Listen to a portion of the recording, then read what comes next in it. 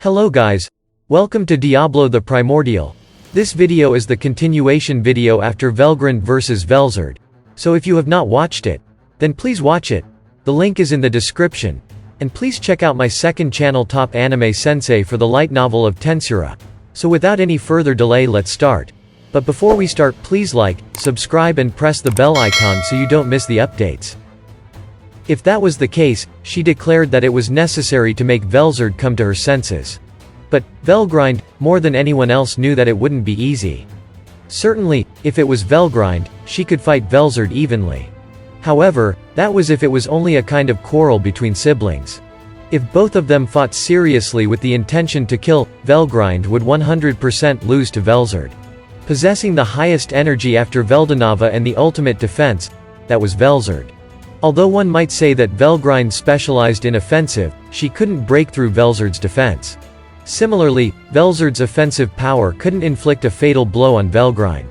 It was the reason why it could be perceived as equal by the surroundings, but the circumstances were actually different.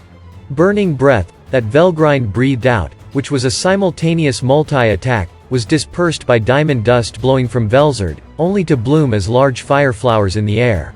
However, freezing breath that Velzard breathed out was evaporated by cardinal rain that blooming around Velgrind.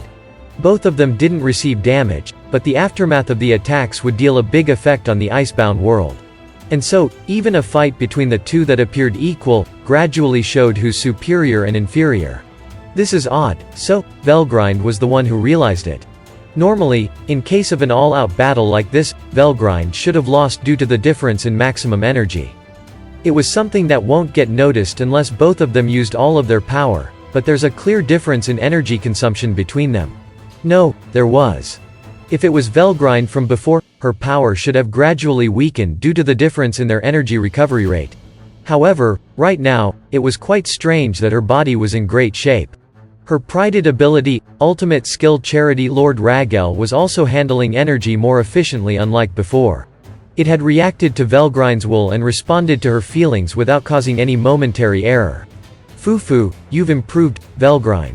I still have a long ways to go, Nei-san. Velgrind responded lightly to a fairly surprised Velzard's words. In fact, Velgrind still had more energy to spare. There could only be one reason that caused this. Yes. This must be the deed of that bad friend of her brother, Veldora, that questionable slime named Rimuru. Even Velgrind's strongest technique, cardinal acceleration, didn't work on him. He even had evolved into a true dragon that is equal to them, becoming an abnormal existence. He surpassed Velgrind easily, an unthinkable absolute being. Velgrind thought that even if he had dragon factor, she couldn't acknowledge such a suspicious person as her own younger brother. But, he was her benefactor who listened to her request and freed Rudra.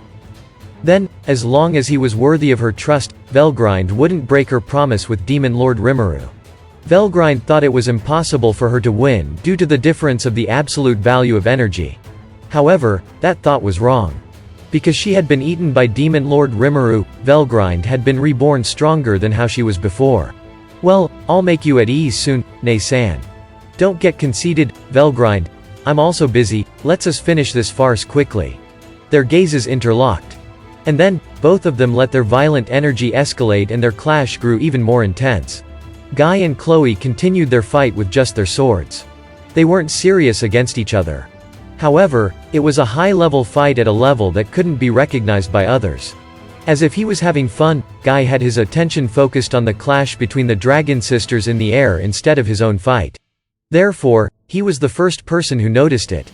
An angel of light had come to visit them from the sky. That is. Guy muttered softly.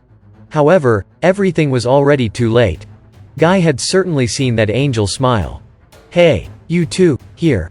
Before Guy's warning reached them, a spherical space barrier had appeared on the northern land. And then, a beautiful woman's voice echoed. Ultimate Dominion. Guy predicted everything instantly. Everyone in this area except Guy had been affected by the ability just now. However, it was a rare event for Guy, as his comprehension would be wrong. Lucia let out a loud laughter. Everything was as Velda expected. No, it was beyond his expectations. The best possible situation was in place. As much as to say that for this moment, she had revised the plan numerous times while preparing for this situation. It was convenient now that Chloe wasn't being controlled smoothly. In any case, the body of the strongest hero would become one with Lucia, who was Velda's right hand. And then, she would obtain the two true dragon. She would put them under her complete control with the Angel series ultimate skill as the medium. It was one of the hidden ability of ultimate skill Justice Lord Michael. In this northern land, the strongest beings would have their final showdown. Velgrind, who was worried about her sister, Velzard, would surely make an appearance there too. That was Velda's prediction. For some reason thought transmission didn't reach Velgrind, but it was impossible for her to resist it if the ability was used directly. This was Velda's plan, he who had extensive knowledge about the principles behind the abilities. While forcing Guy to stay put, she was going to put Velzard and Velgrind under her rule completely. Next was the awakened hero, Chloe Aubert. Even if she was called the strongest hero, she was just a human in the end. As she had served her purpose in this stage, she was such an insignificant being that it wouldn't become a problem even if she was to be disposed of. However, it was a different story if she owned ultimate skill Hope Lord Sariel. Now, such a thing as Chloe's life and death was nothing but a trivial matter. But, if she was looking for a prime body to incarnate into, there was no other body as wonderful as Chloe's. Strong and beautiful. She had reached the realm of God with a mortal body. Indeed, it could be said as a new body suitable to be obtained by Lucia in this world. Unlike Lucia's corpse that was given to her by Velda, her god, Chloe's body was specialized in combat. What made that possible was thanks to the new ability granted to her by Velda, multiple existence. Lucia's ability was ill-suited for splitting her energy using multiple existence. After all, she existed because Lucia's body was used as the vessel of her real main body. More than anything, the body which was the vessel of her spirit didn't possess the capability to create multiple clones. This didn't mean that Lucia was inferior. It just means that Rimuru who could create them freely was abnormal. Anyway, even Veldora and Velgrind had their physical bodies created by Rimuru's ability. As Lucia couldn't duplicate the body freely, multiple existence was like casting pearls before swine. However, if she had prepared a new vessel, she only had to project her consciousness into it. Lucia's body was exclusively for commanding, she only had to let the body wait upon Velda's side in the Sky Castle in order to not get the body injured. And, as a spiritual life form, she would only transfer her consciousness and energy into Chloe's body by using multiple existence. The fact that Chloe was in this situation was proof of Velda's commandment. As Chloe had not been controlled completely even by Yuki's control skill, she had given them quite of trouble, and Lucia didn't even notice that Chloe had acquired ultimate skill Hope Lord Sariel. Chloe wasn't the type that would let her guard down. She would hide that ability until she was being cornered into a wall, which was annoying, so Lucia thought. After all, she possessed unique skill Absolute Severance and Infinite Prison, which was too strong for a human like her. But, this time, she was forced to use that hidden ability under Velzard's serious assaults.